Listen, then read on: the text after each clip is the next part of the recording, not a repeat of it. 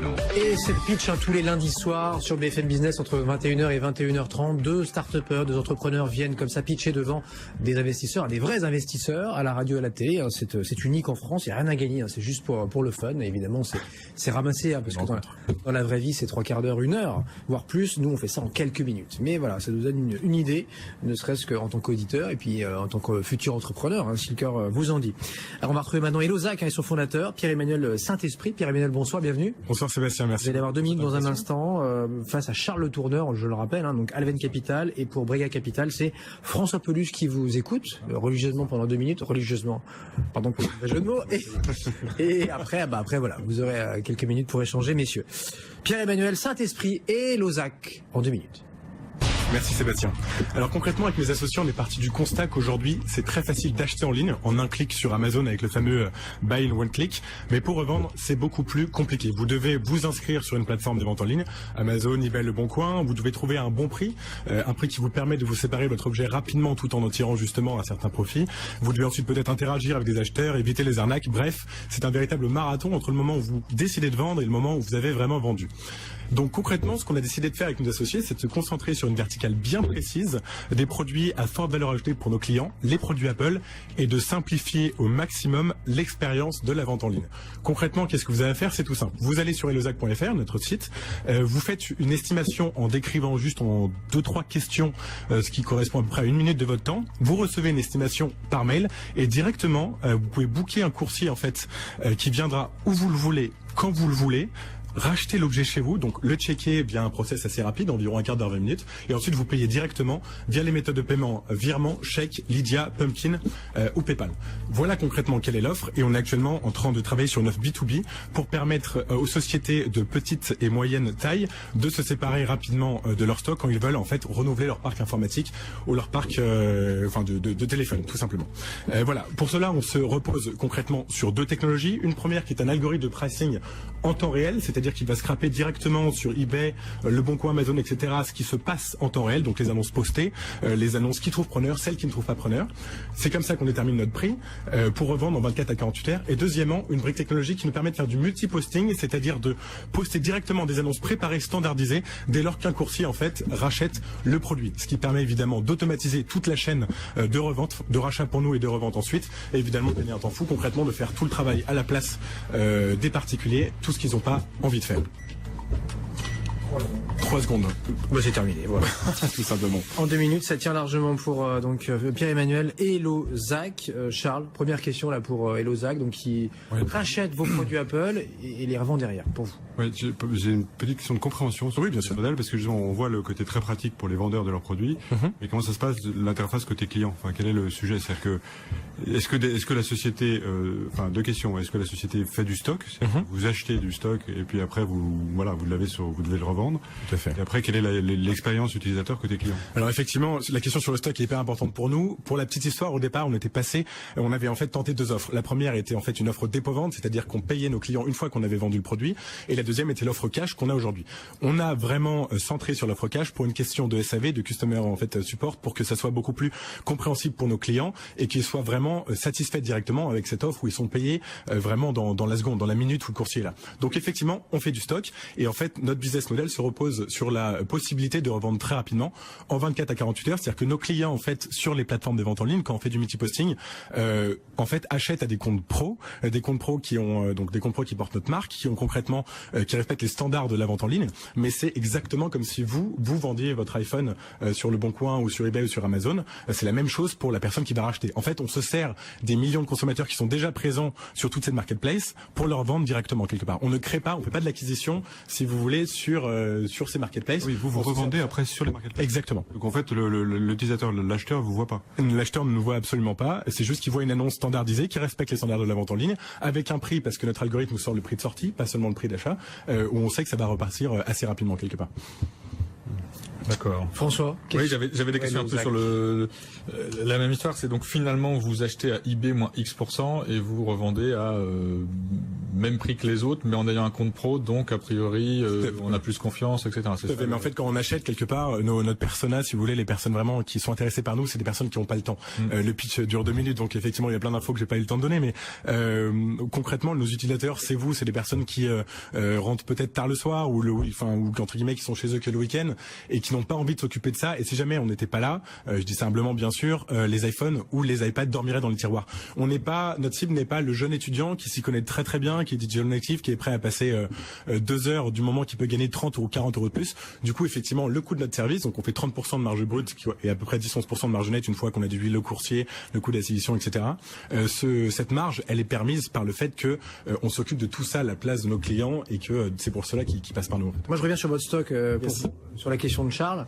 Mais vous en faites quoi après? Vous les revendez à l'unité ou en gros là? Je crois pas très bien. Il y a deux possibilités. En général, on la revend à l'unité. C'est notre première offre justement de multiposting. On va chercher des particuliers. On passe en fait par un partenaire qui s'appelle Cubin, qui est d'ailleurs en portefeuille de Partech, qui en gros qui nous permet, si vous voulez, de venir chercher l'objet chez nous et de s'occuper de tout ce qui est packaging et de l'envoi. Donc cette partie-là est automatisée et externalisée, si vous voulez. Donc ça va très très vite. Et on cherche évidemment, on est encore jeune, mais on cherche des partenaires qui peuvent reprendre du volume. Donc c'est-à-dire tous les objets qu'on a achetés en volume, tout en nous permettant de faire notre marge. Le challenge est là parce qu'évidemment, à partir du moment où eux aussi veulent faire une marge, ça rogne à chaque étape. Donc on est forcément un peu plus juste. Mais on essaye évidemment de revendre plus rapidement, en gros, quelque part. François, une dernière question.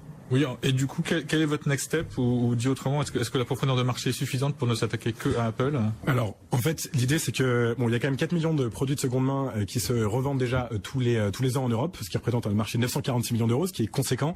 Après, effectivement, les produits Apple, c'est un peu notre produit test. Pourquoi? C'est un produit à forte valeur, c'est un produit qui se revend très vite, c'est un produit avec une obsolescence programmée, comme vous le savez, qui est assez importante. Du coup, ça nous permet de tester cette offre qui fluidifie le marché de la seconde main très très rapidement. Mais derrière, dans un an, si le produit qui s'échange le plus, on va dire que c'est une tablette Google, parce que tout Paris, tout New York ou tout Londres là, on pourra travailler sur ouvrir à d'autres verticales, ouvrir à d'autres produits notre offre, parce qu'on a quelque part 2 briques techniques qui sont très réplicables assez facilement. Et pourquoi il y a une obsolescence programmée très importante chez Apple? J'ai pas bien saisi. Là. Parce qu'il y a un iPhone qui concrètement sort tous les ans, que quoi qu'il arrive, même si on dit tous les ans que Apple, le produit, l'iPhone 7 ou le dernier MacBook sera moins acheté, les courbes de croissance d'Apple sont comme ça, quoi qu'il arrive, depuis concrètement la création, depuis... Les courbes de quoi? De vente? Ah, le tour de vente, parce que justement... Ah non, en 2016, pour la première fois, les ventes ont baissé là. Pour les Apple Watch. Mais sinon... Non, pour les iPhones. Pour les iPhones aussi? Sûr. Bon, en tout cas, il y a quand même, une profondeur de marché qui nous permet de tracer sur là-dessus. Il en reste quand même à revendre. D'accord. Charles, dernière question. Ce marché du recyclage des produits produits d'occasion Apple ou autres produits électroniques, c'est un très très gros marché et sur lequel il y a des gros acteurs justement. Il y a des tas de gens qui sont des gros acheteurs de matériel et des gros vendeurs, des Amazon, des Fnac, il y a plein de gens qui sont sur ce marché.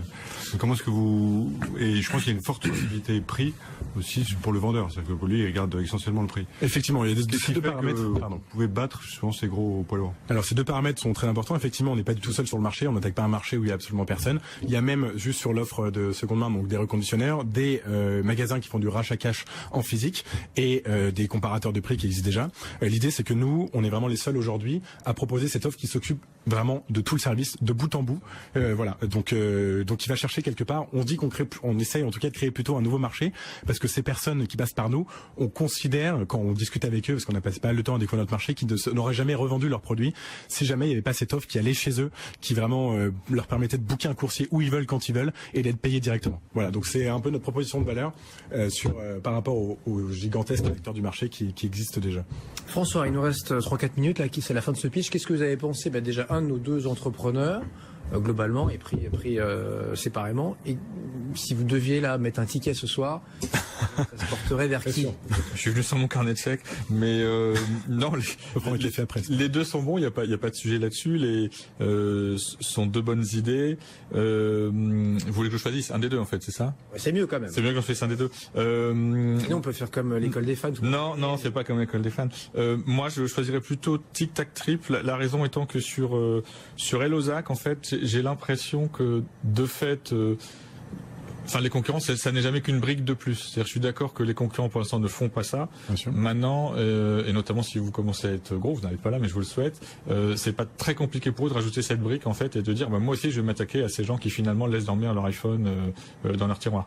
Donc, c'est vrai qu'il y a des gros acteurs qui ont pas mal d'argent déjà, et donc c'est pour cette raison que je choisirais TicTacTrip, parce qu'effectivement le marché du bus ou du bus/train, enfin moi je dirais plus le bus en fait pour être honnête, n'est pas encore très connu. Enfin moi en tant qu'utilisateur potentiel, j'avoue qu'autant Blablacar je saurais faire, autant le bus je me dirais mais c'est où, comment ça marche, etc. Donc voilà pourquoi je choisirais TicTacTrip. Merci François. Charles alors?